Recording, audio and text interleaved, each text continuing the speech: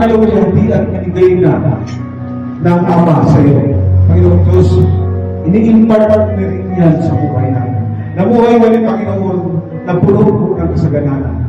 Inalayo kami, Panginoon Diyos, sa buhay mo, Panginoon, dapat tumuhan mo ay pagdadalamahatin hanggang panahon.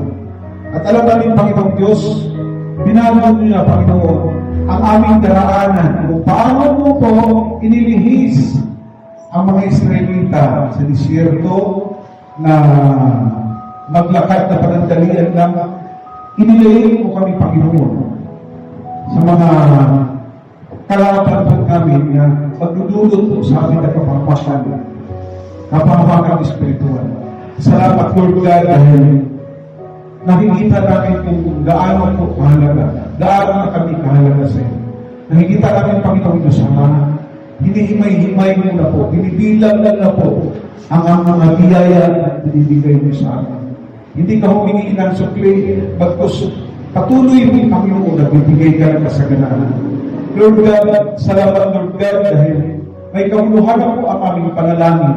Dahil sa bawat pagsabi po namin ng amin, alam namin, Panginoon Diyos, inihanda na ang mga bagay ng aming nahilingan. Panginoon Diyos, dalangin po, Lord God. Huwag lang ako ang pagpapalangin. Panginoon Diyos, dinalahan, nagdalakan ng mga tao po, Panginoon Diyos Ama. Nagdalakan na nanampalataya, lumuluha na po yan sila sa kagalakan, lumuluha na po yan sa pagpupurin sa iyo. Panginoon Diyos, pinalimuran na po nila ang buhay po kasanlibutan, makalaman. Hinaharap na po nila po, Panginoon Diyos, ang kanilang kaluluwa sa iyong kadakilaan, sa iyong kalawalhatian, sa iyong kaluluwa. Panginoon Diyos, kung paano niyo ako pinagpapalangin niyo rin po ang mga tao. Kung paano ako yung pinapatawad sa aking kasalanan na lagpas pa sa aking karunungan, patawarin niyo rin po sila po, Panginoon Diyos. Dalangin ko, Lord God, kung paano po kami niyo ako pinatikin po ng pagpapala, inubuksan ng mga oportunidad, ganun din po sila po, Panginoon Diyos. Buksan po ang oportunidad sa buhay ko nila. Lord God, pasalamat po ako. Dahil dinalahan niyo po ako, Panginoon Diyos, sa ng panampalataya, dinalahan niyo po ako ng mga tao, Lord God, na nagmahal. At tinuruan niyo po ako, Panginoon, hindi lang po ikaw ang mahalin, bagkus mahalin po sila. Dahil sabi mo po, ano mapapala ang minahal mo lang ang mamahalin. Lord, hindi po sila kilala, pero tinuruan mo ako na mahalin sila. Kaya po, Panginoon Sama, salamat dahil binigyan niyo ako ng aralin para ipakain po sa kanila. Aralin na makalangit para mabusog po ang kanilang kaluluwa. Salamat, Lord God, dahil dinidinig ko po, Panginoon, sa iyong puso ang aming mga kahilingan. Binuksan niyo po, Panginoon, ang inyong awa. Makabasa po, Panginoon, ang aming pagsusumamo sa iyo. Salamat, Lord God, wala akong kasi bait, Panginoon Sama. Wala akong kasi dakila, Panginoon Diyos, kundi ikaw, Lord God.